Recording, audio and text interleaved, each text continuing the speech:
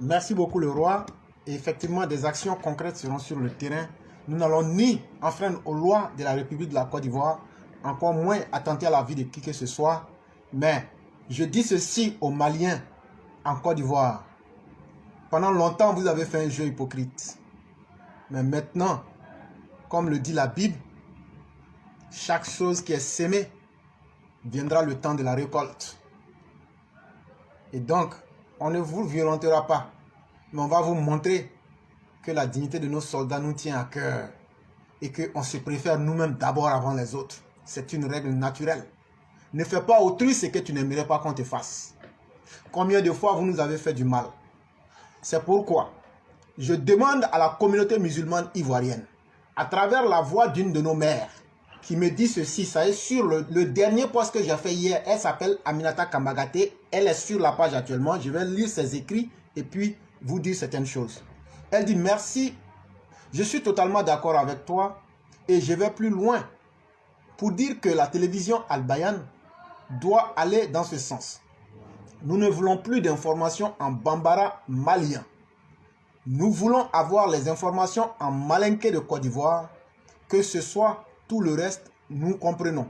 Le Dioula de Kong est compris par les Koyaka, les Mauka, les Jimini, les Bundialika, les Odineka, les Satamaka, les Bondukuka, les Bunaka, les Baribo, etc. Pas de malinké malien sur Al Bayan. Point. Et la discussion continue. Ce que je veux demander, quand on voit certains animateurs maliens sur certaines chaînes comme Al Bayan, la Côte d'Ivoire est une terre d'intégration, mais nous n'avons plus besoin de vous. Est-ce que les Ivoiriens de la Côte d'Ivoire peuvent aller parler sur les réseaux d'Amipi? Ça, c'est un de leurs mouvements islamiques là-bas. Chers Ivoiriens, il est temps que vous privilégiez vous-même d'abord avant les autres. Si vous permettez aux Maliens de venir parler dans vos chaînes, ça veut dire que leur donner de la prééminence, ça veut dire que vous leur donnez le droit de vous dominer dans votre propre pays. Et c'est aujourd'hui, ils ont pris tellement confiance qu'ils veulent maintenant vous esclavagiser. C'est ça. C'est ce qu'on appelle la volonté de puissance. Comme parlait Hegel. Chers parents, dans la vie, il n'y a pas de vide. Si tu laisses un vide, quelqu'un d'autre l'occupe et fait ce que tu n'as pas pu faire. Si tu délaisses ta propre langue, la chaîne que vous avez créée, Al Bayan, ce ne sont pas les Maliens qui ont créé. C'est d'abord vous les Ivoiriens. Faites la promotion de votre langue Bondokuka, Bunaka, Baribo, Satamaka, Odieneka, Bundialika, Jiminika, Mauka, Koyaka, Konka. Faites la promotion de vos langues. À force d'aimer trop ces Maliens-là, ils pensent qu'aujourd'hui, eux maintenant, ils veulent vous transformer en leurs esclaves dans votre propre pays. N'acceptez pas ça. Si j'étais vous, à partir de maintenant, je connais un de leurs célèbres journalistes qui s'appelle Bokoum, qui est un Malien. On n'a rien contre les Maliens.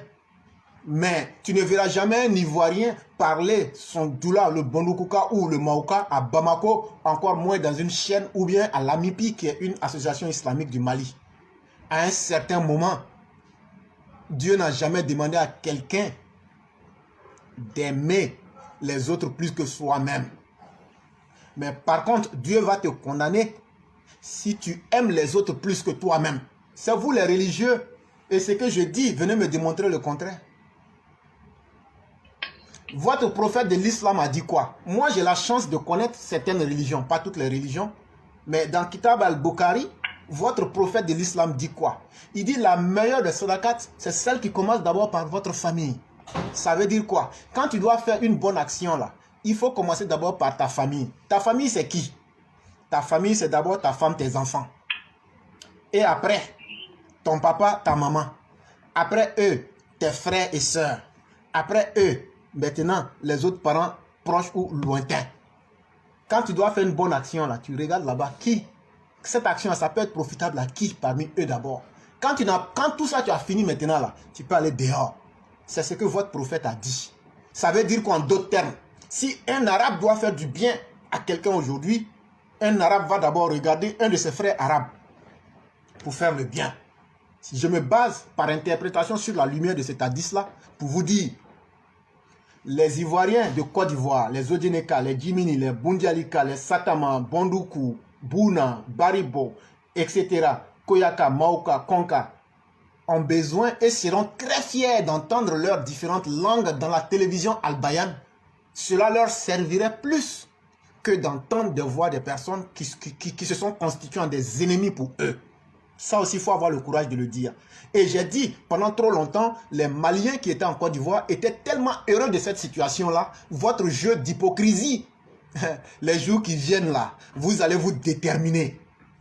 Les jours qui viennent là, vous allez savoir que vous êtes dans un pays étranger. Personne ne va vous frapper, personne ne va vous insulter. Mais vous allez savoir que dans la vie là, être hypocrite, à un moment, ça a des limites. On ne peut plus vivre avec des hypocrites que vous êtes. Je parle des Maliens qui sont en Côte d'Ivoire. On en a marre de votre hypocrisie. Et tout ce que vous faites là, c'est semblant. Combien parmi vous n'êtes pas heureux que vous avez pu humilier pour une fois les Ivoiriens? Et surtout Alassane Ouattara. Ça, c'est votre fierté, ça. Et vous pensiez que ça allait rester sans conséquence. Et donc, vous vous trompez. Dire on est frère. On n'est ni frère en religion, ni frère en culture. Ton frère, c'est celui qui t'aime. Et c'est celui que tu aimes. Et c'est celui avec qui vous n'avez pas des choses à vous cacher pour vous faire du mal l'un à l'autre. Nous, nos frères là, ce sont d'abord nos frères ivoiriens. Dans tous les pays du monde là, il y a des guéguerres entre les frères. Dans les familles, dans les mouvements, dans les pays. On ne peut pas s'entendre sur certaines choses. Mais aujourd'hui là, tous les Ivoiriens s'entendent sur une chose. Si on permet au Mali d'humilier la Côte d'Ivoire, on ne respectera plus aucun Ivoirien. Et ça va être un précédent. On va dire, mais si le Mali a pu faire, mais la Guinée va essayer. Après, le Burkina aussi va essayer. Chers parents, ne vous blaguez pas. C'est un jeu, c'est un ballon d'essai. Ils sont en train d'essayer. Et quand ça va marcher, vous avez vu que Salif Keïta, ce rouquin fini, dézingué, déglingué, stupide, il s'est ajouté à ces gens-là pour aller signer un deal contre la Côte d'Ivoire. Ils pensent qu'on ne sait pas. Et ils disent que non, si la Côte d'Ivoire attaque le Mali, eux, ils vont s'ajouter, la Guinée va s'ajouter au Mali pour aider. Il n'y a pas de problème. Sinon, c'est que vous avez dit au grand jour là pour dire que vous allez faire une fédération Mali-Guinée. C'est faux. Nous, on connaît la réalité. Moi, je connais la réalité. Vous êtes parti demander le soutien de la Guinée en cas de guerre avec la Côte d'Ivoire. Non. La guerre qui est sur vous là, ça vous suffit déjà. Les djihadistes vous ont mis nu déjà. Vous qui avez la forte gueule, avec des gueules que vous ne nettoyez pas. Mais quelques 15 djihadistes viennent chaque jour, ils vous déciencent. Ils rentrent même à Kati, ils rentrent à Bamako. Ils ont pris 99,99% de votre territoire. Vous pensez, sinon on lève notre armée là, c'est où on va l'attaquer? C'est pas pour aller attaquer le nord. C'est pas pour aller attaquer le centre où Amadou Koufa a pris. C'est pour aller attaquer Sikasso et puis Bamako. Nos armements sont trop puissants pour ça. Nos armements sont trop puissants pour ça. Ça serait une insulte à l'armée de la Côte d'Ivoire. Donc là, ceux qui vous ont déjà déciencé pour montrer que vous ne valez rien là, ce sont les groupes de djihadistes. Ils le font depuis des années. Donc là, nous, on ne va même pas se salir la main avec ça. Sinon, les djihadistes font déjà ce travail-là, même si eux aussi, c'est les individus les plus maudits de la terre. Mais aujourd'hui, Assimi Goïta a signé un deal avec les djihadistes. Et en collaboration avec Soroguium, ils veulent transformer toute cette zone-là en une zone de non-droit. Et Soroguium veut coûte que coûte utiliser ce désordre-là pour déstabiliser les autorités de la Côte d'Ivoire. Et aujourd'hui, les Maliens ont décidé de l'aider dans sa tâche. Et donc, on ne peut pas être des frères. Vous avez utilisé toute votre communication en humiliant le président de la République ivoirienne. Ce n'est pas en ce 14 août 2022 que vous allez arrêter. Continuez ce que vous avez commencé. Parce que nous, là, ce qu'on est en train de faire, là, nous, on ne va pas arrêter. Je crois qu'on s'est très bien compris. Le roi, c'est ce que j'allais ajouter. Merci beaucoup. Et notre mère aussi, notre mère m'a apporté les vidéos où il y a quelqu'un qui disait les origines d'Afou. Après, lorsque j'aurai fini, je vais visionner et puis faire le montage et puis mettre ça en ligne. Et je lui dis vraiment merci beaucoup parce que une personne digne, quand elle dit quelque chose, elle fait, comme Alassane Ouattara. Et cette plateforme-là, quand tu dis quelque chose, on te dit il faut envoyer. Elle a envoyé, j'ai ça. Quand on va finir là, je vais balancer.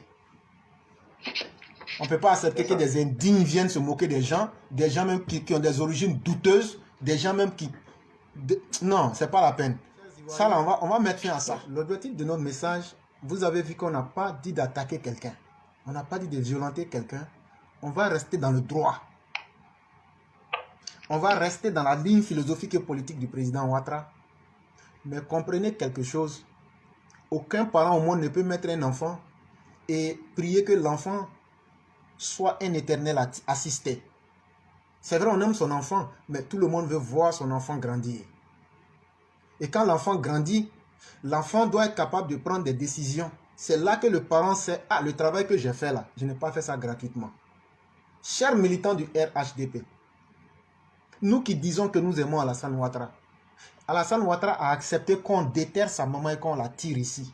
Cette image-là, ne faisons pas regretter à ce vieil homme son combat. C'est nous qui devons à Alassane Ouattara. C'est pas facile pour un être humain de se mettre devant un combat, de devenir la figure idéologique d'un combat. Il était conscient des conséquences, mais il y avait combien de garçons comme lui qui pouvaient accepter? Et il a su toujours nous mettre dans le bon canal. Et tout ce qu'on avait dit, il ne sera jamais candidat. Il n'est pas ivoirien. Alassane est devenu ivoirien, comme eux-mêmes ils le veulent. Il a été candidat, il a été président et il a bien géré. C'est ça qu'on appelle un homme. Mais dans tout ce parcours-là, qu'avons-nous fait et que faisons-nous aujourd'hui en tant que les filles et les fils dignes du président? Est-ce que toi, un enfant, quand tu vas demander à ton papa, papa, ah, les gens t'insultent au village, je dois faire quoi? Ton père sera déçu, ta maman sera déçue. Ou bien sinon on vient toujours dire au président, ah, les gens là nous insultent, mais on ne dit rien. Hey. Est-ce que c'est le rôle de notre papa, mais de notre maman de nous dire, si quelqu'un t'insulte là, il faut réagir? Chers Ivoiriens, chers RHDP en particulier, soyons dignes du père que nous avons. Alassane là, c'est un homme, c'est un blanc. Il réfléchit comme un blanc. La seule erreur là, c'est sa peau qui est noire. Si on a en face de nous des bandes d'idiots comme ces Maliens là, si on s'amuse à dire que ce qu'Alassane dit, c'est ce qu'on va faire là, Alassane va régler le problème. Ça, il n'y a pas de doute. Tout le monde sait, même les Maliens même savent ça. Mais on va être notre propre ennemi. Parce qu'il y a certaines choses là, quand ça vient là, il faut les régler. Il y a certains problèmes de la vie là, quand ça vient là, il faut régler. Il y a des relations entre nous, il y a des choses entre nous et les Maliens. Et il y a des comportements que les Maliens, ils veulent en rajouter davantage. Et demain nous dira, ah, vous n'êtes rien. Vous n'êtes rien. Même on a attrapé votre soldat, vous avez pu faire quoi? Alors aujourd'hui dans les rues de Bouaké, vous allez entendre les causeries des Maliens. Et donc, si on ne met pas fin à ça, ce n'est pas Alassane qui va venir mettre fin à ça. Alassane ne va pas aller dire aux Maliens, il faut que vous arrêtez votre forte gueule. C'est à chacun de nous de changer notre comportement. De dire aux Maliens, nous sommes des frères en humanité, parce que nous sommes tous des êtres humains. Mais après cela, si vous êtes en Côte d'Ivoire, vous êtes des habitants de la CEDEAO, mais si nous sommes en Côte d'Ivoire, nous sommes des Ivoiriens. Et si nous partons au Mali, nous devenons des habitants de la CEDEAO au Mali. Et vous, au Mali, vous êtes des Maliens. Et donc, que chacun connaisse la ligne et bien tracée. C'est vraiment très important. Et Alassane Ouattara, il y a ce qu'on appelle la dignité humaine. Il n'ouvrira jamais sa bouche pour dire aux gens, mais pourquoi vous n'avez pas fait ça? Il est trop digne pour ça. Ceux qui sont des décideurs autour du président, prenez des décisions. Soyez justes, soyez honnêtes avec le président. Si vous êtes honnête avec le président là, sachez que vous avez notre caution. Mais si vous êtes injuste avec le président, nous on n'aime pas Alassane Ouattara parce qu'il était fort, parce que nous on n'a pas besoin de dire ça. Alassane Ouattara était fort avant que nous on ne le connaisse. Donc là que nous on dise qu'Alassane est fort là, c'est pas ça qui nous intéresse, c'est pas ça qui l'intéresse.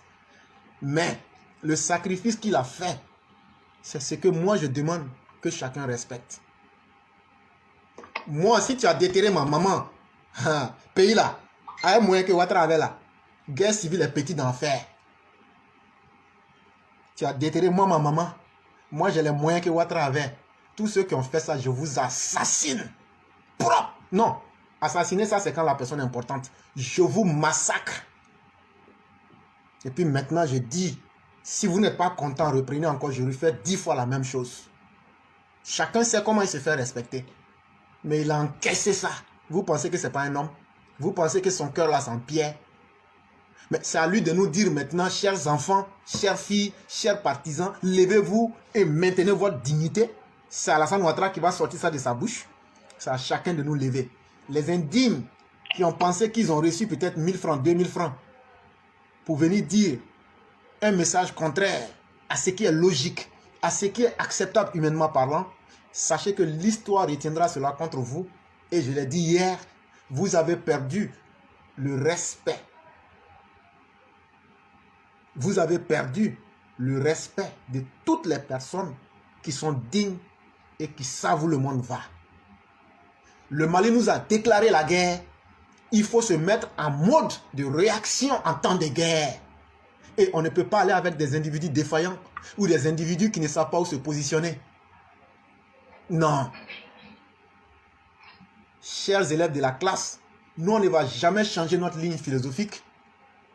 On va être là pour la défense de l'humanité, pour la dignité humaine, quels que soient les lieux et les raisons.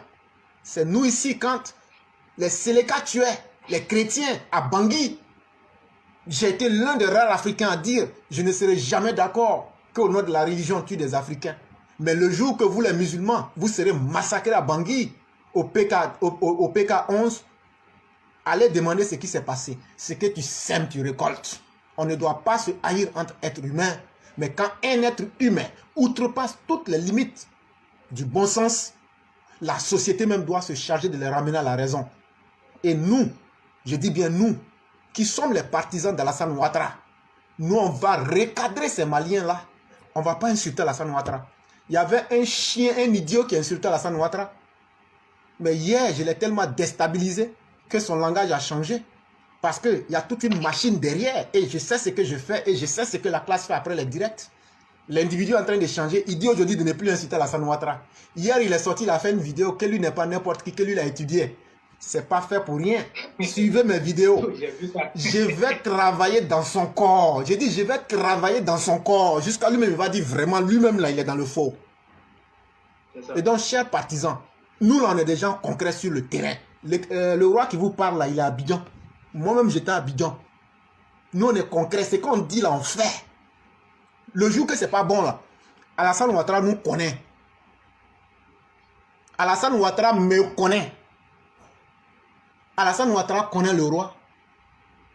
Donc là, le jour qu'ils vont nous attraper, là, on va nous attraper. Mais jusque-là, si on ne nous attrape pas, ça veut dire que ce qu'on fait, là, c'est bon. Donc, on ne va pas changer pour faire plaisir à quelqu'un. Ça, il faut que ce soit clair pour tout le monde. Comme le roi l'a dit, quand tu dis que quelqu'un est bon, là, il faut être capable de dire, bon, il n'est plus bon, donc moi, je quitte. Moi, je n'ai pas changé. Je n'ai pas changé de langage. Mais j'ai adapté le combat à la réalité du moment. Quand on s'est rencontrés, là, on était dans une situation où l'esprit du mal dominait sur le bien.